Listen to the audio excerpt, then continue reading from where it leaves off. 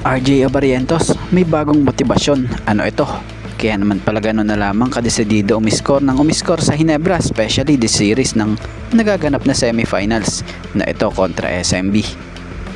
At bad news at siguradong problema ito sa TNT dahil sa nabawasan na naman sila ng key player. Anyari nga ba kay Roger Pugoy? At dahilan kung bakit tuluyang binay-out ng Jazz si JC. At speaking of JC, Jordan Clarkson may team agad na sumunggab sa kanya at makakasama dyan pa nga dito ang dati niyang naging kasangga sa Lakers noon na si Josh Hart. So welcome to New York Knicks na si JC. So yan ang ating mga tatalakayin. Matatanda ang una ng napabalitang gusto i-trade si Jordan Clarkson ng Utah Jazz sa ibang NBA teams, subalit wala ngang nagka-interest sa Phil-Am guard na ito. Kaya naman sa pinaka-latest update, tuluyan na nga pong binay-out ng nasabing team itong player na si JC. So matatandaan namang si JC nag-spent over 5 seasons dito sa Utah Jazz after i-trade ito noon ng Cleveland Cavaliers during the 2019-2020 mid-season campaign. So sa pananatili ni Jordan Clarkson sa Utah Jazz, gumawa nga ito ng mga record at history sa nasabing team na kung sa best year niya nga po sa team taong 2020 to 2021 na nanalo ito ng NBA 6 Man of the Year award by averaging 18.4 points per game and knocking down 203 threes off the bench. So bukod dyan, ito pa ang mga naging record na ginawa niya sa Utah Jazz na siyang ginawang tribute ng Jazz sa kanya sa FB page na kung saan siya'y pinasalamatan nga po ng nasabing koponan.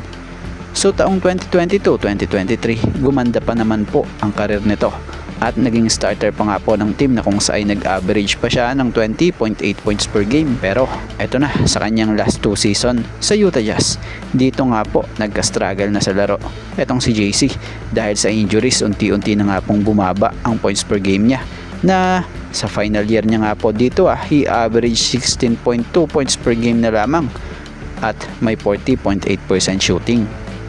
So sa mga hindi nakakaalam may natitira pa nga pong isang taon sana sa Utah Jazz etong si JC, pero mas minabuti ng Utah na alisin na siya sa team this off-season dahil ang Utah patuloy pa nga po na nagpapabata na. So si Jordan Clarkson kamakailan lamang sumailalim sa surgery for plantar fasciitis in his left foot. So ganun man nangyari, naalis siya sa Utah Jazz. Sa tingin natin goods na rin yon dahil gusto din naman ni JC sa team na nagpapapanalo. So mukhang sawa na rin siya sa napagtatatalo.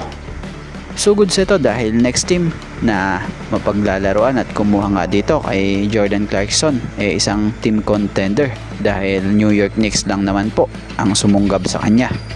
So batay nga sa naging update ng ESPN from Shams Charania, credit po, Jordan Clarkson is expected to sign with the New York Knicks after clears free agency waivers, sources tell Shams Charania. So nang dahil nga po sa New York Knicks na ang bagong koponan ni JC, isa nga po sa nagpakita ng pagka-excite dito ang dati niyang teammate sa LA Lakers na si Josh Hart na ngayon muling magkakasama sila sa pangalawang pagkakataon pero dito na sa team ng New York Knicks.